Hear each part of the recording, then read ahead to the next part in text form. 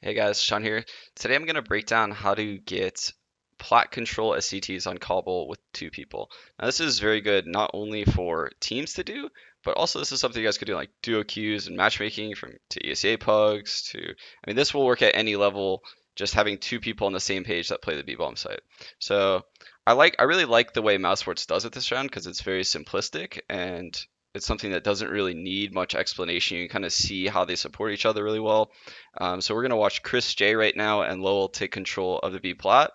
And they use some really cool smokes to actually re-smoke it. And that's kind of what I mainly want to show you guys. So you can see at the start of the round, we have three people heading towards B. And what's really important about how they're entering right now is you can see Chris J and Lowell taking separate paths. Okay. And the reason being for this is if the other team were to rush, they have a very good protocol set. Both players have HE nades out, right?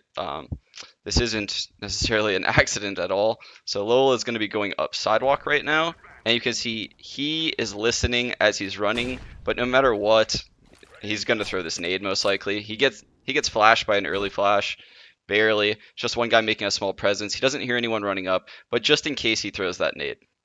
And something to note about the particular nade he threw is how deep it actually went on plat. So you can see it would actually hit someone that would run to that corner, which is a very common corner for an execute.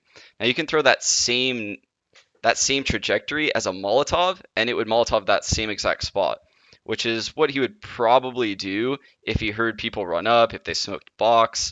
He would probably react in a little bit of a different way, but he would definitely nade at the start. You can see also Chris J right now supporting Lowell. If Lowell has any contact at all, Chris J is basically hiding with this nade primed, and he's going to nade that same exact spot if a guy decides to run out, if they smoke the box.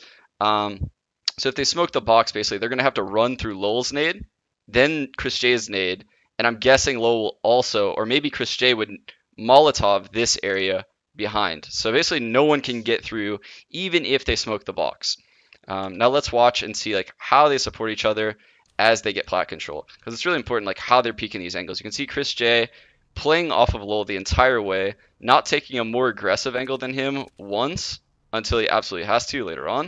So you can see Lowell clearing the close angle once again. Even though he didn't hear anything run up, there still could be a guy there. And this is when Chris J lines up the smoke for back plat.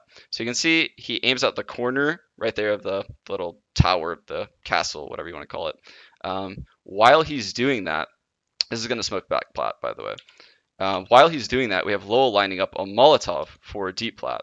Okay, so Lowell lining up a Molotov right here, just basically run, throw, and together they're going to get plat control now.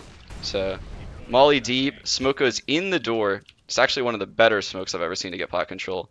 Lowell hard clears the right corner as Chris J is holding his deep left. So with that, you have Chris J basically opping down this lane, Lowell running up the right wall. Very important, it's the right, so that way Chris J can actually support him. Lowell clears this, and then he's going to run up even further, and together they're going to clear the left. So you can see if there is a guy on that box, he's going to get double peaked. Immediately they back out.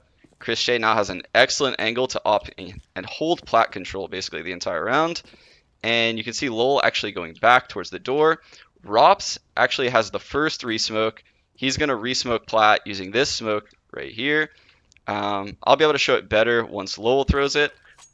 So that's the first re-smoke for back plat. You can see they're timing this pretty well, so that way every smoke is probably about to pop, like 15-ish to 17-ish seconds after the first one. So since Chris J has full plat control, you can see how it benefits Mousesports. They're able to play three people dedicated entirely to the A bomb site, and Lowell doesn't even really need to worry too much about drop right now because Rops was listening for it, and now he's listening for it. And even if a guy does get in drop, Chris J has a pretty good line of sight. And in order for the other team to get plat control and kill Chris J, they would have to jump through a smoke. So it's not very likely they would do that without, throwing a flash or giving themselves up at that point. So here we have Lowell holding the window. We have Chris J opping the plat, like I previously stated. This smoke actually clouds out a little bit more, the one that they threw from the door. And soon enough, we're going to have Lowell actually re-smoke the door. So let's fast forward a little bit. And this is the smoke right here. So again, throwing the same exact way and gonna smoke back plat.